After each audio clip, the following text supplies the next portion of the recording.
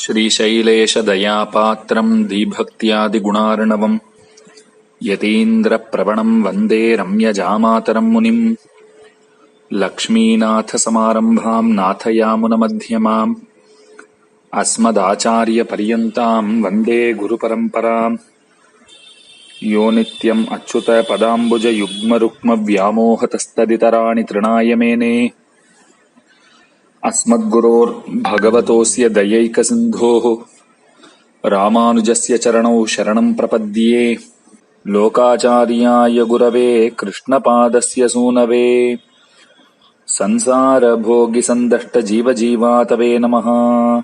श्रीशैलेशदयापात्रम् धीभक्त्यादिगुणार्णवम् यतीन्द्रप्रवणम् वन्दे रम्यजामातरम् मुनिम् यो नित्यमच्युतपदाम्बुजयुग्मरुक्मव्यामोहतस्तदितराणि तृणाय मेने अस्मद्गुरोर्भगवतोऽस्य दयैकसिन्धोः रामानुजस्य चरणौ शरणम् प्रपद्ये लोकाचार्याय गुरवे कृष्णपादस्य सूनवे संसारभोगिसन्दष्टजीवजीवातवे नमः. We continue with the exposition of the Mumuksupadi. So this is the 77th sutra. Adaive vivariyadozhiradu virodhipoi anubhavikyavenduhayade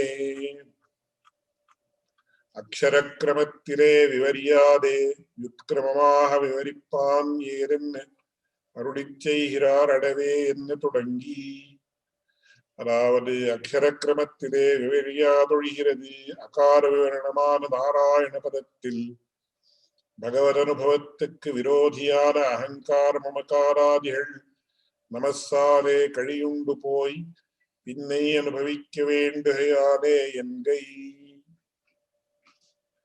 So here there is a technical issue that is being dealt with. So in the 76th sutra, it is mentioned as Ukarattai vivarikkiradhe namasse, Akarattai vivarikkiradhe narayana padam, Makarattai vivarikkiradhe chaturthi narapadam ennum solluvarhal. So the literal meaning and explanation have already been given by me. But once again, to explain the meaning of the 77th sutra, it is important to once again revisit the 76th sutra. So as we all know, the Pranava or Omkara consists of 3 alphabets, Akara, Ukara and Makara. And we have examined the meanings that are given by these 3 words. And further, this Omkara, the meaning of this Omkara is given by the words Narayana and Namaha and Narayanaya.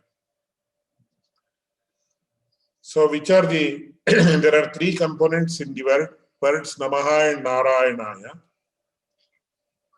Those 3 components are the word Namaha and the word Narayana and the dative case suffix which is held as Aya, Narayanaya. That is the full word. So in that there are 2 blocks. One block is the word Narayana and the other block is given by the sound Aya, which is it is an influx of the case ending of the dative case or the dative case suffix. So in the 76th sutra, it says the meaning of Ukara is mentioned as Namaha.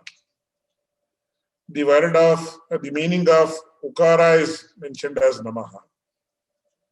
The meaning of Akara is mentioned by the word Narayana, and the word of Makara is mentioned by the 4th dative case suffix. Here the question is raised, why is he actually giving up the exact order in which it has been mentioned? He should have mentioned Akara mentions this, Sukara mentions this, Makara means this. On the other hand, Pitlalokacharya says, Ukara is explained or described, the meaning of the Ukara is explained by the word Namaha. The meaning of Akara is explained by Narayana, the word Narayana. And the meaning of Makara is explained by the dative case suffix. Why is he actually foregoing the exact order in which the alphabets are placed, in the sense it should be Akara, Ukara, and Makara. On the other hand, he is mentioned as Ukara, Akara, and Makara. Why is he actually changing the order of the words while explaining the meaning? Is the question clear?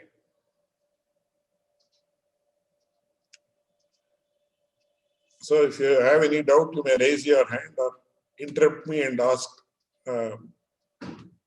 and explain your doubt so that I can clear it. So to this, the answer is given. அடைவே விவரியாதொழிகிறது விரோதி போய் அனுபவிக்க வேண்டுகையானே.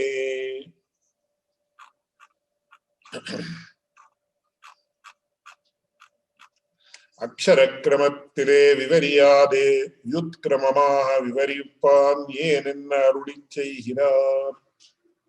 So why is he not following the order of the alphabets, that is A, U and Ma? On the other hand, he is explaining it in the series of Ukara, Akara and Makara. So the answer is given as follows. அதாவது அக்ஷரக்கிரமத்திலே விவரியாதொழிகிறது அகார விவரணமான நாராயண பதத்தில் பகவத் அனுபவத்துக்கு விரோதியான அகங்கார மமகாராதிகள் நமஸ்ஸாலே கழியுண்டு போய் பின்னை அனுபவிக்க வேண்டுகையாலே என்கை. There is a very wonderful Shastra called the Mimamsa Shastra. I hope some of you might be familiar with this. So the Mimamsa Shastra is the system of philosophy that deals with the rules of interpretation of the Vedas. So many a times my father keeps telling, Vedas is Vedohi Jnana Rashi. It's a huge, colossal body of literature which represents everything, all types of knowledges. So when you have a colossal amount of literature, it becomes very difficult to systematize it. So to systematize it, there was a new system of thought or philosophy was brought into existence known as the Mimamsa Shastra. Mimamsa means vichara or discussion. To put it in a rough manner, these are once again non-translatables, but roughly you can mention it in this following, in that manner. So many a times what happens, it is mentioned in the Mimamsa Shastra. The order of the sentences are not in accordance with the order of the activity. For example, there is a sentence which is saying, Agnihotram juhoti yavagum pachati. Agnihotram juhoti yavagum pachati. So Agnihotra Homa has to be performed. And for that purpose, a particular grain has to be cooked to offer to the Agnihotra. So I give a very mundane example in my classes. So the teacher tells the student, or a principal tells the teacher, give sweets, today is my birthday. Distribute sweets to all the students. Get it from the market. So here, is this correct or wrong? Is the sequence of sentences correct or wrong?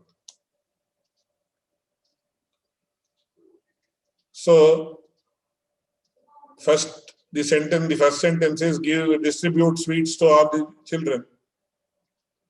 And then he says, get it from the market. So only if you get the sweets from the market, you can distribute it to the children.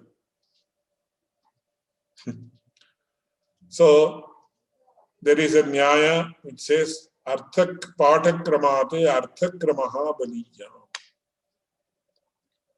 So patakrama means the order in which it has been mentioned. But that is preceded by what is known as arthakrama, or the sequence of activities. So the patakrama, or the krama, or the procedure in which it is mentioned is distribute sweets to the students, get the sweets from the market. But get the phone from the sweets from the market comes first, and then only you can distribute it. So arthakramate patakramate arthakramaha baliya. So the sequence of activity gains precedence over the sequence of the mentioning of the sentences. This is what it literally means. But in general, this is a very common usage. Give sweets to all the children, get it from the market. But while putting this instruction into practice, you have to alter the sequence of the sentences and then put it into practice. This is the Mimamsa Shastra rule, which is very valid. It is universally valid. So here also what happens, Namaha Narayanaya is the sequence. And here he says, the meaning of Ukara is explained by the word Namaha. And meaning of Akara is explained by the word Narayana. Whereas it should be A, U and Ma. A first should come. The meaning of A should come first. Then the meaning of U should come. But here he says, he explains the meaning of U first, and then he explains the meaning of Ma, A later. The reason is very beautifully mentioned by Pillai and narrated by Panavanamami. So here the word Narayana refers to the experience of the Supreme Lord. So when does the experience of the Supreme Lord occur? Experience in the sense, in Sanskrit we call it as Sakshatkara, or having the divine vision of the Supreme Lord. So the divine vision of the Supreme Lord cannot occur until a person overcomes his entire ahankara and mamakaras. So ahankara is I, that ego.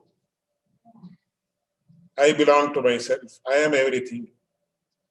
So in Bhagavad Gita, Lord Krishna explains this in a very beautiful manner while explaining the Asuri Sampad. He says, Ishwaroham aham bhogi. Yes, I want to enjoy everything.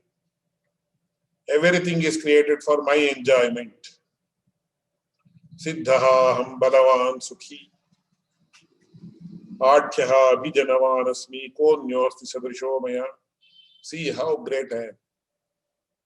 I have so many followers. So they will say, nowadays they will say, I have 10 million followers on Twitter.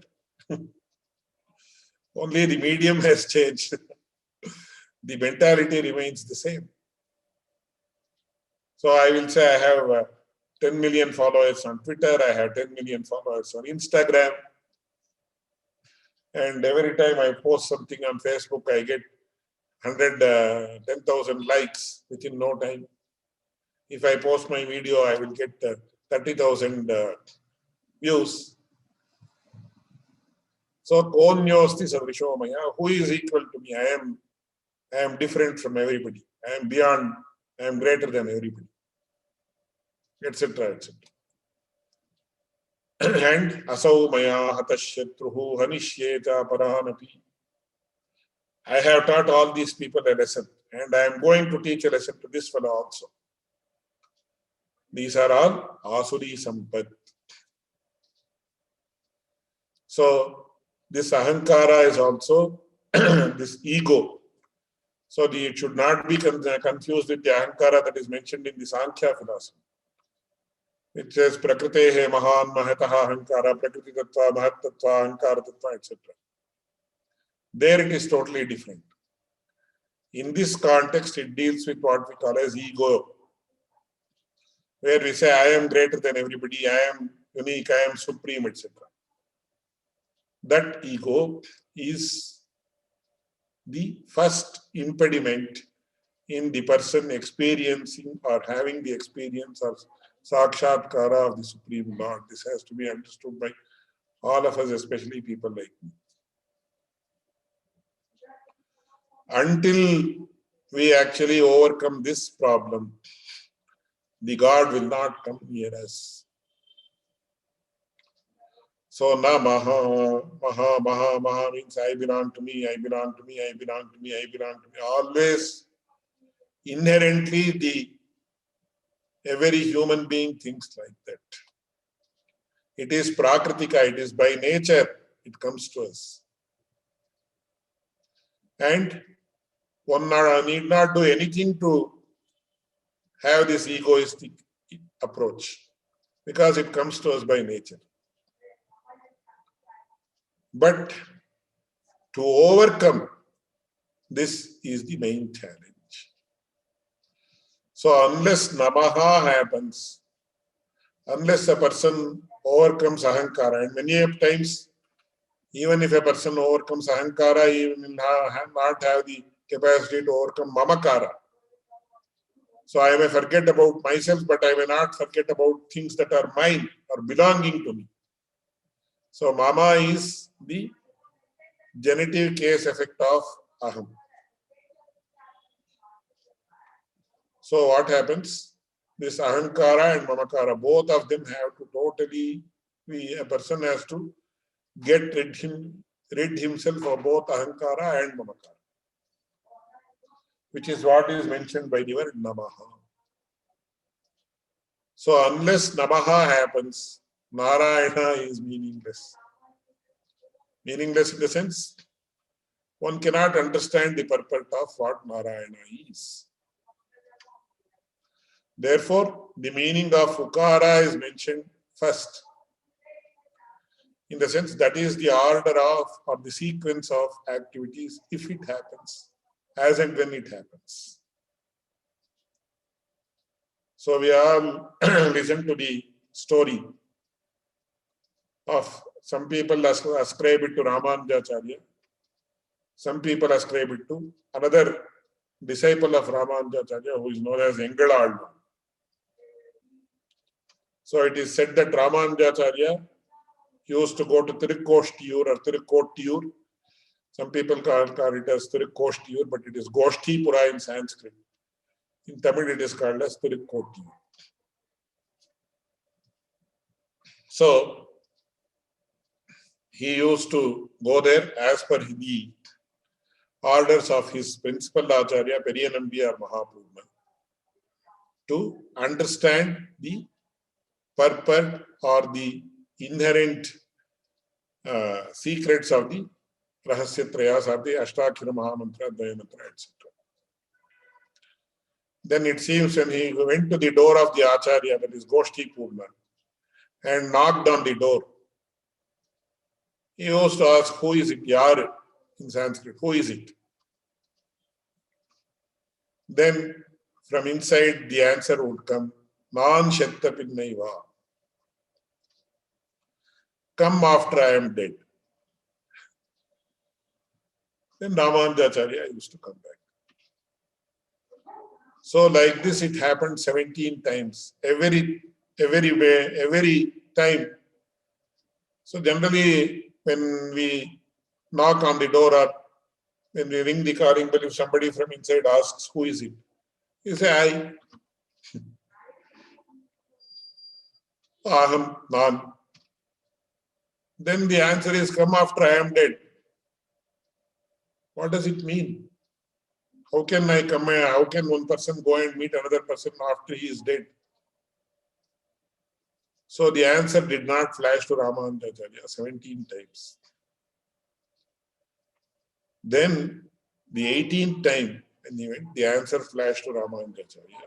Because he is going there to learn the esoteric meaning of the Ashtakshara Mahamantra, Dvayamantra, etc. And what has to happen then? What is the basic requirement? So the basic necessity or a mandatory requirement is he should fulfill certain conditions. Many times I give the example, suppose you have to enroll in the army. Your height should be minimum not less than 5 feet 6 inches or 5 inches.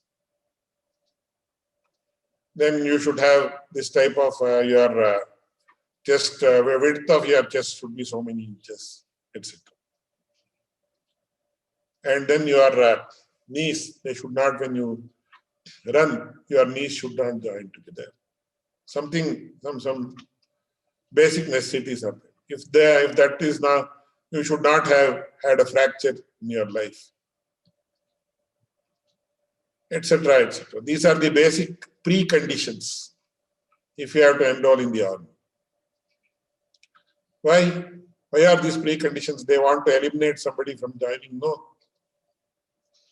Because these are very important when you have to play the role of a soldier, when you have to become a member of the artillery unit or whatever it is. If you have these physical conditions, you will not be able to fulfill your role or play your role effectively. Therefore, it is very, very important that you should fulfill these preconditions. Similarly, if you have to learn the rahasya, the secret or esoteric meaning of the rahasya mantras, that is the Ashtakshara Mahamantra or Dvaya mantra, first thing is you should have given up your ego. So 18th time when Koshti Purna asked, who is it? Ramanujacharya said, Adiyen. That is, I am your servant. He not even say servant. Who is it that has come? Your servant has come. Then he says, please come inside. So this story is narrated with regard to Ingaladwan, who is supposed to be the disciple of Ramanujacharya, and it is also mentioned with regard to Ramanujacharya himself. Anyway, the purport of the story is very, very, very important. So Namaha, unless Namaha becomes valid in a person, he cannot go to the word Narayana at all. So the process of the sequence of events that has to occur starts with Namaha and then only it goes on to Narayana. That is why he is explaining the meaning of the word U first rather than the meaning of the word A. So this is the purport of this sutra. I hope it has been made clear by me. Ahankara mamagaradigal namassale kaliyundu poi anubhavikke vendu hayale yengai. Ini madhyamavadamana namassukke artham arudichchaivadaha adil avantara padabhedattai arudichchaihirar. So the word namaha is going to be explained now. It has two units, namely Namasse, Ma என்றும் Maha என்றும் இரண்டு பதம். இவ்விரண்டு பதங்களுக்கும் அர்த்தம் ஏதென்ன அருளிச் செய்கிறார். மகா என்கிற வித்தால் என்ன தொடங்கி மகா என்கிற வித்தால் தனக்குரியனன்னு என்கிறது. நா என்று அதை தவிர்க்கிறது. தனக்குரியன் என்கிறது. நா என்று அதை தவிர்க்கிறது. அதாவது மகா என்று ஷஷ்டியந்தமான மகாரத்தாலே மகாரவாச்சியனான ஆத்மாவுக்கு கீழ் சொன்ன தாதர்த்திய பிரதிகோட்டியான ஸ்வார்த்தத்துவந்தோன்மையாலே தனக்குரியன் என்று சொல்லுகிறது. நான் என்று நிஷேதவாச்சியான நஞானே அத்தை கழிக்கிறது எந்தை. So it is very enjoyable for those who know Sanskrit language. So the makara means what we call as mi, because all the consonants have to be mentioned as k, not as ka, kha, ga, gha, nga. The consonants in Sanskrit are mentioned as k, k, g, g, n, etc. When you add akara, rukara, it becomes ka, ka, ki, ku, ku, etc., which we call as the noun endings in English.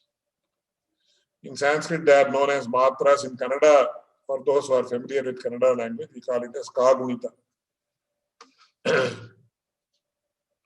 So, when you use the word makara, makara means m only, not ma. That is, ma is a combination of the consonant m and the alphabet or the vowel a. So, m plus a becomes ma. Similarly, m plus e becomes me, m plus a becomes me, etc. So, me refers to the Jivatma or individual soul. Maha means it is the genitive case ending of the nominal stem. Just as you have Rama, Rama, they call it as declensions. In the West, they call it as paradigms or something like that. So when you add the different case suffixes, you have these forms. Nearly 21 forms are there, plus 3 forms in the vocative case. So Ramasya, Ramayoho, Ramanam is what comes in the genitive case, in the 3 numbers. In any language other than Sanskrit, you have only 2 numbers, that is singular and plural, including the Indian languages like Kannada, Tamil, etc. I don't know what is the status of Greek and Latin, but including English and other Western languages as well as Indian languages, you have only 2 numbers, that is singular and plural. If you have to denote an object that is 1 in number, you use singular. If it is more than 1, you use plural. Whereas in Sanskrit, it is a uniqueness or peculiarity, either way you can look at it. You have singular, dual, and then plural. So if you have to denote one object, 1 in number, then you have to use ekavachana. If it is 2, then you have to use dvivachana. Then if it is more than 2, you use bahuvachana. Whereas in other languages, if it is more than 1, it is plural or bahuvachana. Ekavachana and bahuvachana, only 2.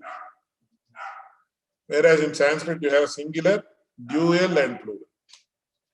So that is why you have Ramasya, Ramayoho, Rama.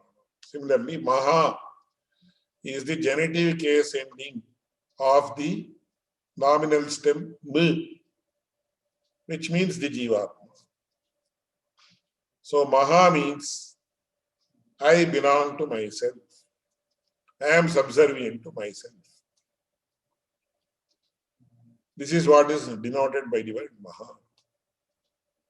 Na Maha. Na is negation. It is known as Nangi according to Vyakarana Shastra. It is known as Nangi. You add the last alphabet or consonant of the Chavarga, Cha, Cha, Ja, Janya, it becomes Nangi. That is the original form as for grammatical roots. Later it becomes Na, which means negation. And negation is of 6 types. That is another concept which is not relevant in this context. So Maha means I belong, this Jivatma belongs to him itself. This individual soul is subservient to itself. When you look at it as a third person. But when one looks at it from the first person point of view, I belong to myself.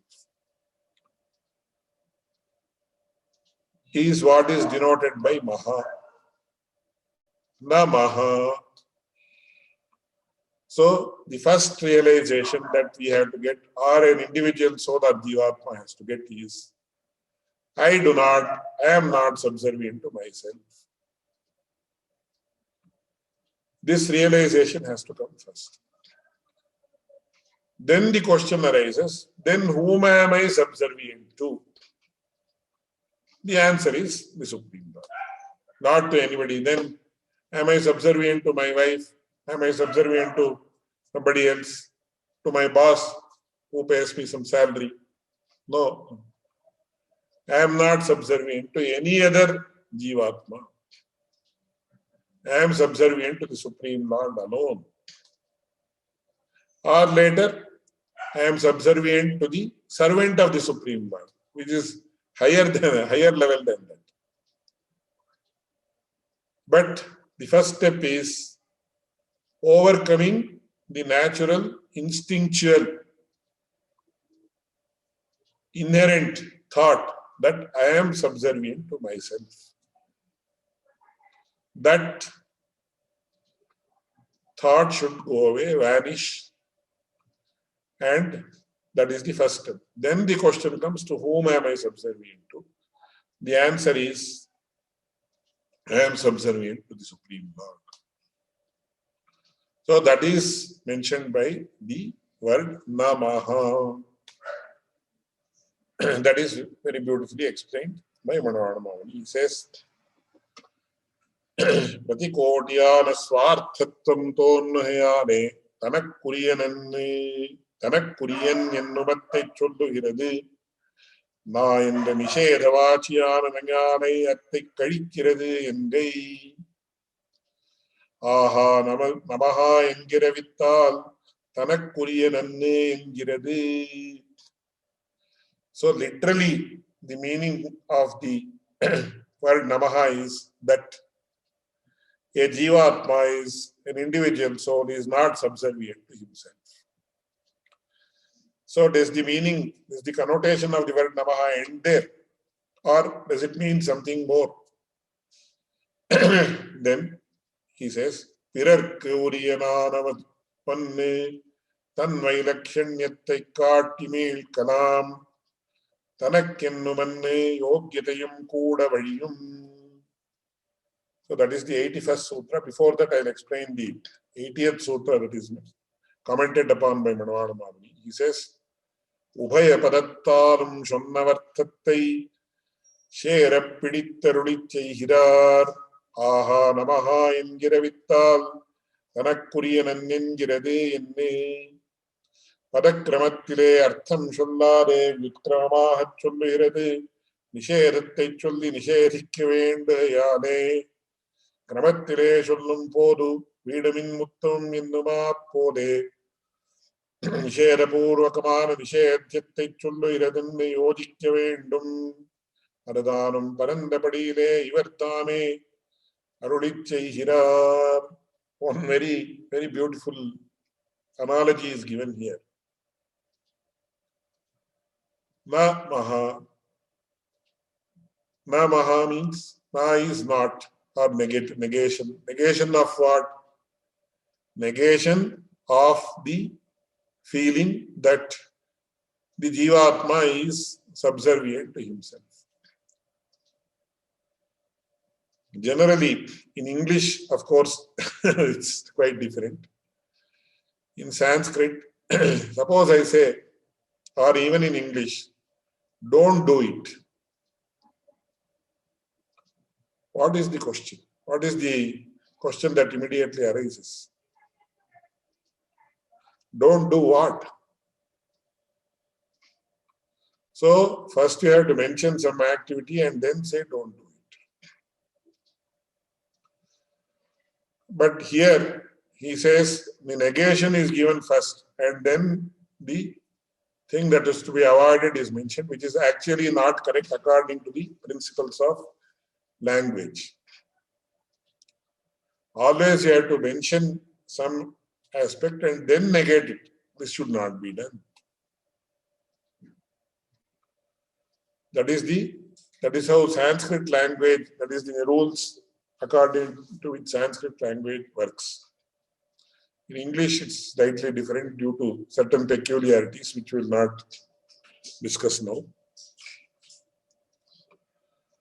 So he is explaining now the meaning of, once again here also, you see that the meaning of the first word na is mentioned later, after mentioning the meaning of the second word maha. Why is it? It is because, once again, first you have to know what is to be negated, and then only the negation will apply. Suppose I say, just say, don't do it. What does it mean to you? It doesn't mean anything.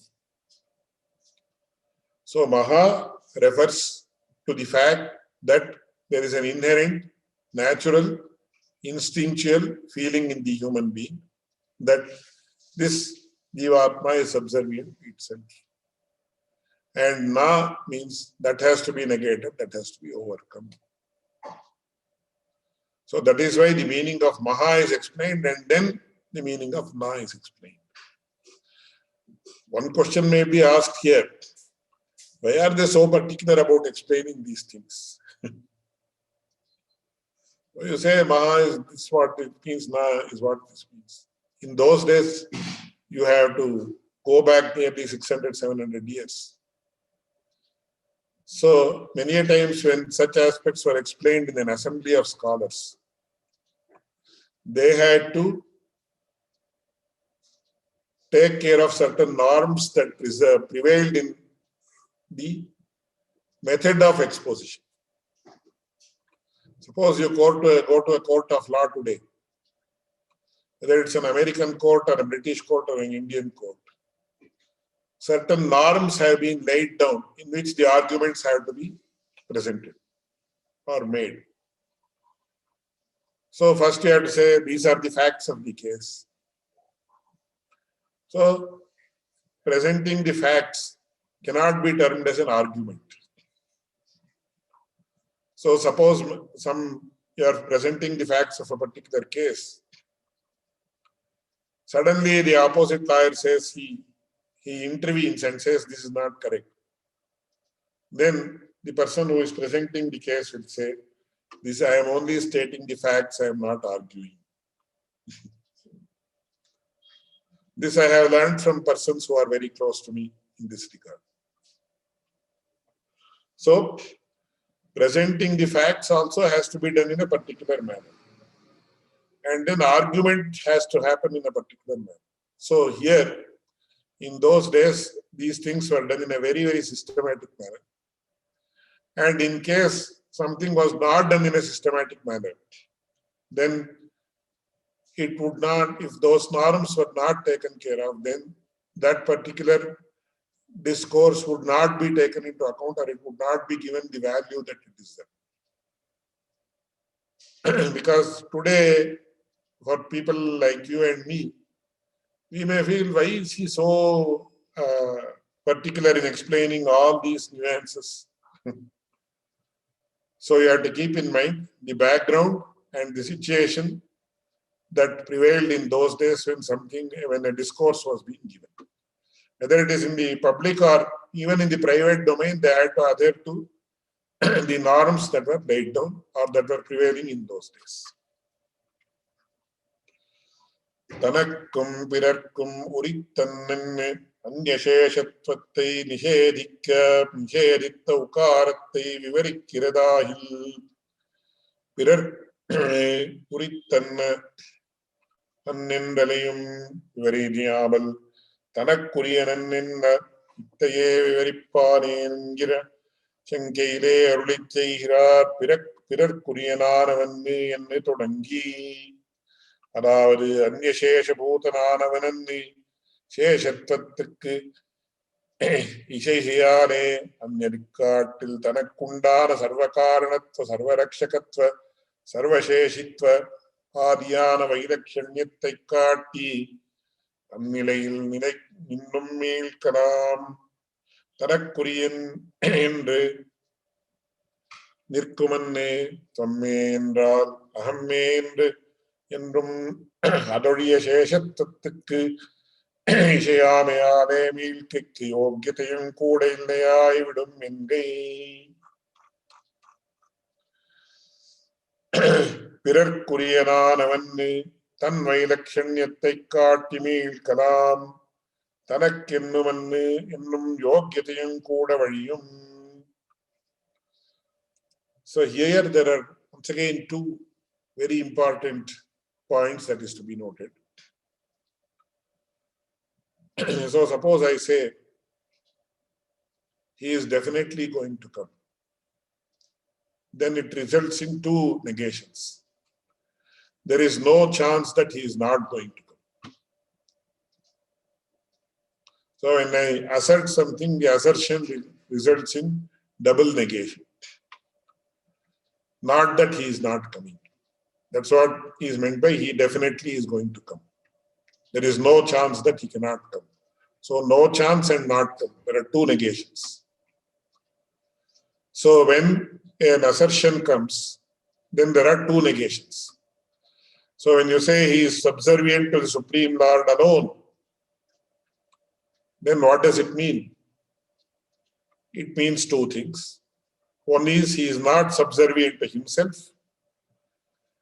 Neither is he subservient to himself, nor is he subservient to any other person other than the Supreme Lord.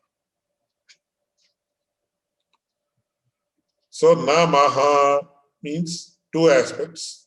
One is that he is not subservient to himself and also not subservient to anyone other than the Supreme Lord, that is Paramatma, Sriman Narayana. So both these aspects need to be taken into account when the meaning of the word Namaha has to be explained. That is what is mentioned in this context. Ittal virodhiyai kedikkirade virodhidan moonnu adavade swarupa virodhiyam upaya virodhiyam prapya virodhiyam. So, which are the aspects that are to be negated while understanding these concepts? They are Swarupa Virodhi, Upaya Virodhi, and Prapya Virodhi.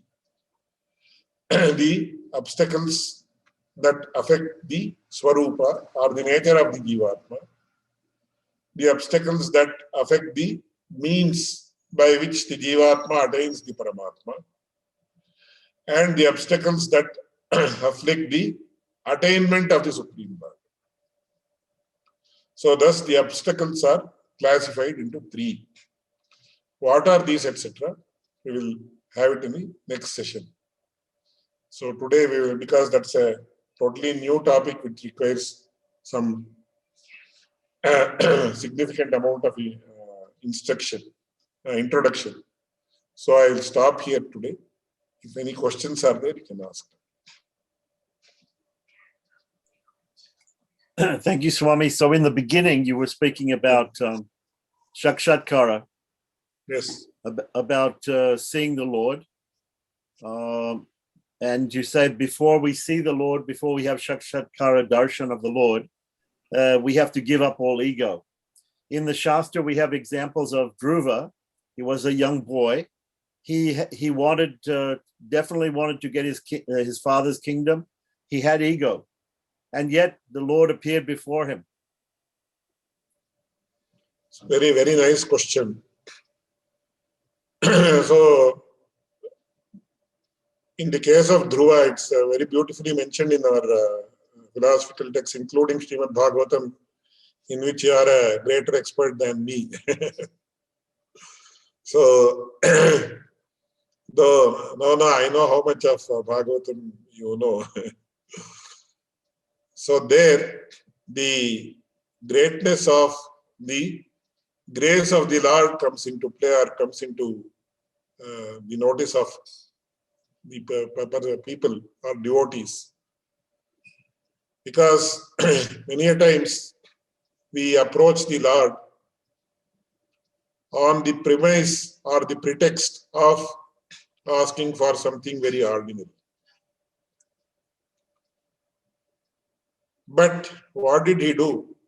He approached the Supreme Lord himself for the purpose of gaining his kingdom. And he went to the forest. So when he went to the forest, on the way to the forest, he was encountered by the great sage Narada, who actually gave him the instruction with regard to how to perform penance, how to do dhyana, or how to meditate upon the Supreme Lord. And appreciating the modesty, sincerity, and also the innocence, which is very important, of Dhruva, the Lord himself appeared before Dhruva. But what did Dhruva ask for after the Lord appeared before him? He said, I don't want anything, I want to come to you, immerse in your experience and ultimately attain you only. But then the Lord was so magnanimous, he said, when you came to me, you came to me with the intention, when you wanted to approach me, you wanted to approach me with the intention of getting back your kingdom or getting back your position on the lap of your father, which was denied to you by your stepmother. So I don't want to deny you that pleasure of ascending the throne of your father. So you go back to your kingdom, you go back to your father, you go back to your parents, you ascend the throne as the rightful owner, rightful son of your father, who is a great emperor. And having enjoyed all the associated pleasures of being the king, then you come to me where I will give you a permanent position. We call it as Dhruva Nakshatra or something, which is an exclusive loka created for the great Dhruva himself. Yeah, Polestar. So Polestar, so in English, I don't know in the Indian, the Western concept what it means. It is generally translated Polestar, but that Dhruva Nakshatra is, so when you see it from the point of view of the Tattva, or this one, it is Dhruva means that which is eternal. So he has an eternal position, always enjoying the bliss of the Lord. That's what it means. When you look deep into it. Physically, it might be represented by a pole star or something like that. So that is why there is a saying in the Sri Yadugiri Narayana Stava, where the Lord of Tirunarayanapuram is asked, Hitam Priyancha Kalayan Payad Yadugirishwara. Let him give that is enjoyable to us here and hereafter also, both. And one very important aspect is, in the Bhagavad Gita, the Lord says, Artaha, you very well know about it, Artaha Jignasu Artharthi. So Artharthi is a person who wants to have material prosperity. But even that Artharthi is termed as an Udara. Udara Sarvayevaite. So the commentary given by Ramanujacharya is, why is a materialist also termed as an Udara or a great person? Because the Lord says, at least with having a materialistic mind, he has come to me, so he is great. I'll bless him. So even for materialistic gains, if a person approaches the Lord and becomes the recipient of his grace, ultimately one day he will become a Jnani. So that is how it is. So to begin with, we may have some very ordinary motive in mind with which we approach. That is why Aishwarya Kaivalya Bhagavallabhangadai Ashipattavargalukku Avattai Thalai Katti Kodukkum, we had the sutra. If a person is interested in Aishwarya, that is material gains, even for him, the Ashtakshara Mahamantra will bestow all the fruits that he would like to have.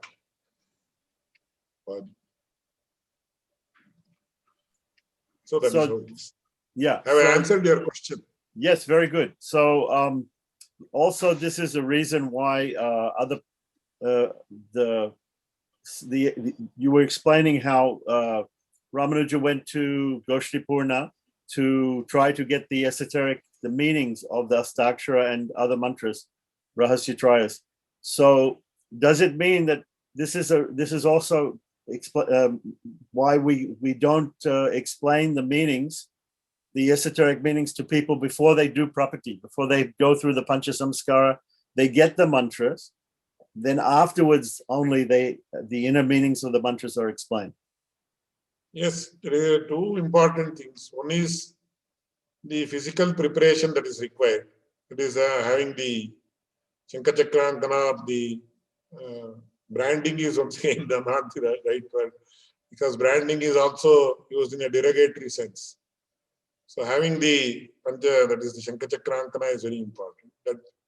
That creates the physical what is that, eligibility, which in turn results in the internal eligibility also. So if the Pancha Samskara given is very meaningful, then he will have a lot of desire, and he'll be very eager to learn the esoteric meanings of the Rahasya Prayas. So yes, you are absolutely right in saying that once that happens only, he becomes prepared, or he is fit. He attains the required fitness to be exposed to these aspects, or these thoughts that are mentioned in the Rahasya works. So I also noted that all three of the Vyapaka mantras, Astakshara, Dvarasakshara, and Sarakshara, all Namaha is coming before the name of the Lord in each one of them. Yes, you are absolutely right. You are absolutely right. Very, very good observation. So also when we are performing Homa, there is a Prativachana, Namama. So in that case, when we perform the Chaturthi Vibhakti for the Keshavaya Swaha, then Keshavaya Dan Namama. So yes. Please continue. Yes. So yeah, what I'm saying is that first of all, if we first of all offer something to God or recognize God, and then second of all, it says we want to confirm it, we say it is not for me. No, the oblation is not. Slight correction. So there, Keshavaya idam, there is a small gap. The sentence is there. Then Namaha. Na mama. No, it's not for me. The meaning is na mama, it is not mine. Not mama me. means mine. Not mine. Yeah, na mama. So this is for Keshava only. And what I am offering now is not mine. So earlier, if I am offering, it means I am the owner of this and I am giving it to him. So once I give it to him, then I am no longer the owner of this. So as you said, you are absolutely right in saying it belongs to Keshava and no longer belongs to me. That's what it means, na mama. So the ownership is, the earlier ownership is taken away or negated, and the ownership is transferred to the Supreme Lord. But earlier was this person the owner. That is in the Homa Prakriya, it is done like that. But later what happens? Even the earlier ownership is not legitimate, because ultimately the Supreme Lord himself is the owner of everything. So who am I to give? Therefore we have the sayings like Tvadiyam Vastu Govinda Tubhyameva Samarpati. I am offering what originally belonged to you only, that itself I am offering back to you. So because I have no ownership. That is at a higher stage, when a person attains a higher state of realization. Yeah, so the Deshka Sampradayas, people are always doing the Sattvika Tyaga before they start the oblations anyway. So the understanding is that they don't own anything which is being offered. Is all off. It is owned by him and it is offered by him, and the result is for him. But the feeling is, since they very explicitly tell that before and after, they say Bhagavan eva swamiyamya, etc. Swasmai sapriyate swayameva karayati. and in the end, Swasmai Saprite Swamena Karitava. But very important, very interesting thing is it has been mentioned by Ramanujacharya himself in this Nitya Grantha. So it's not limited to Deshika Sampradaya, it is universal. But it is explicitly mentioned by the Deshika Sampradaya people, which is a very good thing. That doesn't mean that it doesn't apply to us or we feel that we have some ownership which we are transferring to the Lord or something like that. Because Ramanujacharya himself has explained that clearly. In his Nitya Grantha, you can see, when I saw it, really I was astounded.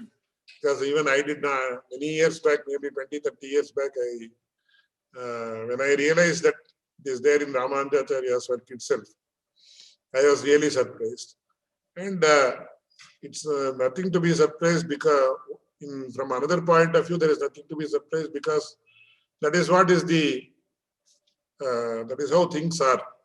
That is the matter of the fact. So there is nothing to be surprised also.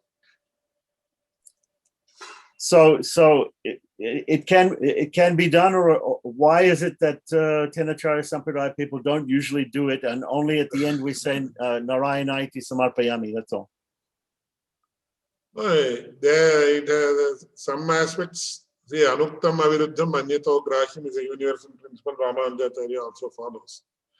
So sometimes some things may have explicitly been used in some sampradayas. In other sampradayas, over a period of time, they might have not continued. But Ramanujacharya has specifically stated in the Nitya Grantha, you can see even now. And both in the beginning and the end of Nitya Grantha, he uses the Satvika Tyaga.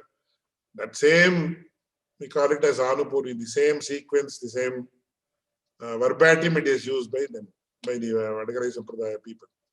And it is not against us. We also subscribe to the same. Acharyas also subscribe to the same view. Because you cannot negate something Ramanujacharya has said. Otherwise, then what is there? Then how can we call ourselves as the followers of Ramanujacharya?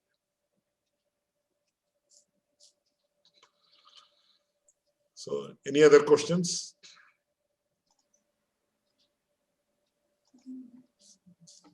Adiyan Dasan, namaskaram.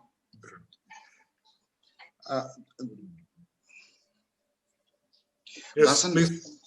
Yeah, Dasan, I understood. I think you very beautifully explained why we have it in the jumbled order of Ukara, Akara, and Makara, as opposed to the actual two words that follow the Pranava, which is Au and Ma.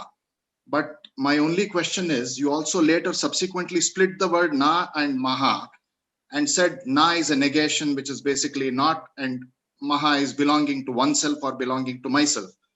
But if this Ukara is denoted by, if basically the Namaha is actually a glossary for the Ukara, then should it not mean that it excludes the dependence on all others except the Lord himself? And if that is the case, why did we actually use the word only Namaha, which means not belonging to oneself or not belonging to myself? So why do we not say not belonging to all others except the Lord? That is what is going to be explained in the next sutra. So It is a corollary. It's a corollary when you say that I don't belong to myself. When you say myself, it includes everything that is other than Supreme. So the Supreme Lord, it includes everything. It encompasses everything. Okay. So that is why that meaning also is included, or it covers that aspect also. That is what is going to be explained in the next sutra. Namaskaram, Dasan.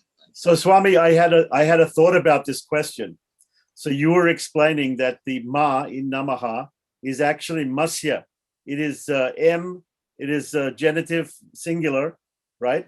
But it could also could be genitive plural, no? That means no other Ma. Plural, it will become Mam. Maha, Mom. It will become Mam. So that's why it cannot be genitive plural. It is genitive singular only. But the Makara itself means the soul, but why can it not mean all souls? You are not subservient to any souls, any other souls.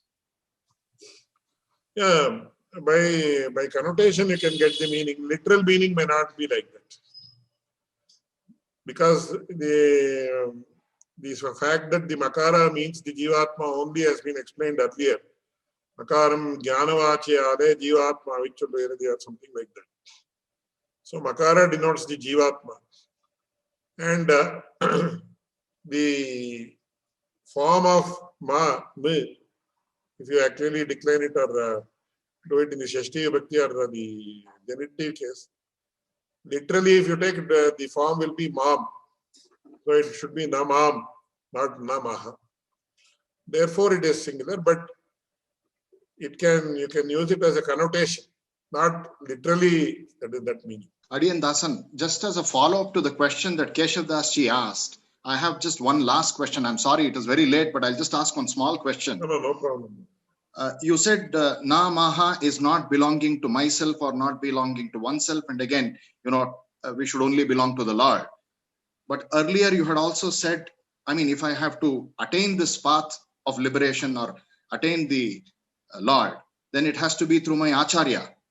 Then should I not have the dualism of belonging to both my acharya as well as to the Lord? That is why I said, once you become the further thing to I belong to the Supreme Lord only is I belong to the Supreme Lord's servant who is the Acharya.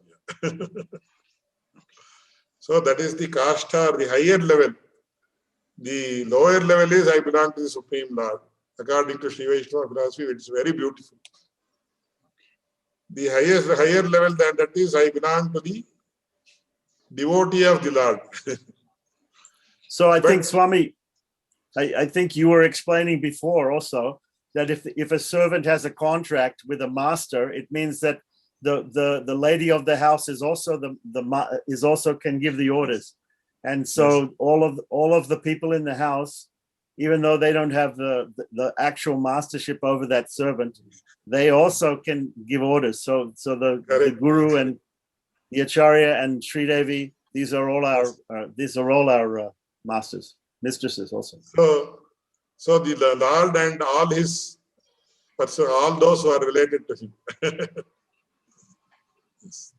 That is why later we say, I am, so Nammalvar says, Adiyar, Tammadiyar, Tamakkadiyar, Tam. So we go to such an extent. We say, I am the 7th generation servant of the Supreme Lord. So I am the servant of the servant of the servant of the servant of the servant of the servant of the servant of the servant of the Supreme Lord. So it's called as Sapta Parvedasya. So even in Mukundamala, Kulashekara Alvar says, Tad Bhritya Bhritya Paricharaka Bhritya Bhritya Bhrityasya Bhritya Itimam Smaralokanatha. So it is called as Sapta Parvedasya or Charamavadhi Dasadasa also is used. So why 7? Why not more? Why not 6 or why not 8? That is another very significant aspect. That is a very subtle issue which I will not explain. I don't want to go into now. But we go to such an extent that even a small speck that is subservient to the Lord, we are subservient to that speck. So we go to such an extent. But once again, that Bhagavad Sambandha is very important. Unless it is associated with the Supreme Lord, we are not associated with it. So that association with the Supreme Lord is what is to be underlined. Then we are subservient. So that is why even it is said, Bhavaneshwastrapi Kita Janmame Itara Avasateshu Mahatma Bhuhu Apime Janma Chaturmukhatma. That is what Alavanda says. If you exist in a place, then that place becomes so pious, it becomes so sacred that I am ready to be born even as an insect in a place where your presence is there in a full manner. And if that location is devoid of your presence, then I don't want to be born even as Brahma in such a location. So you can see how much of importance is given to the association of the Supreme Lord. Not the Supreme Lord, but the association of the Supreme Lord.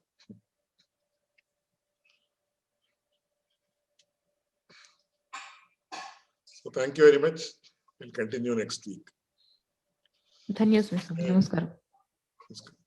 चेद्रामान्येत्येषाचतुराचतुरक्षरी कामवस्थां प्रपद्यन्ते जन्तवोऽहन्तमादृशः पुण्याम्भोजविकासाय पापध्वान्तक्षयाय च श्रीमानाविरभूद्भूमौ रामानुजदिवाकरः तृणीकृतविरिञ्चाविनिरङ्कुशविभूतयः रामानुजपदाम्भोजसमाश्रयणशालिनः.